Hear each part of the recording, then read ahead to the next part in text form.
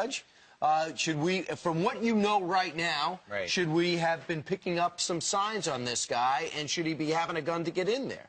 Well, we know a couple things. We know that the government does not adequately vet its vendors. Whatever you think of the constitutional wisdom of what Edward Snowden did, the government didn't know he was there. The government obviously didn't know this guy was there. The government didn't know that this guy carried a gun, and the government didn't care that this guy carried a gun. The government doesn't adequately communicate between security officials at Fort Hood or security officials at the Washington Navy Yard and people letting others onto the property. That's issue number one. Issue number two is Washington, D.C., the nation's capital, is the most anti-gun city in the country. A naval officer carrying a gun at the Washington Naval Yard could not carry it home in his car to get home, lest he be stopped and be arrested.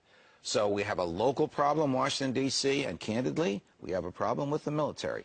If you cannot trust military officers to carry weapons on a military base after Fort Hood and after this, then people don't believe in the Second Amendment at all. So what's the future here? I mean, what are we looking at in terms of gun control laws is obviously going to be the debate surfacing I happen to believe that where there are more guns, there's less crime. And I do believe that if naval officers had been armed yesterday, a lot fewer people would have been killed. And I also believe that crackpots like this guy, knowing that every other person he could confront would be armed, would think twice or 3 times or 100 times before they would do this. Because essentially, the Navy Yard is a gun-free zone. Essentially, and so it is. Everybody in there yesterday was a sit and duck, except the security officers who had guns. And it sounds like he may have shot at least one to get the gun. You know, the security officers, a couple of them, I was watching with Peter Ducey, were heroic in what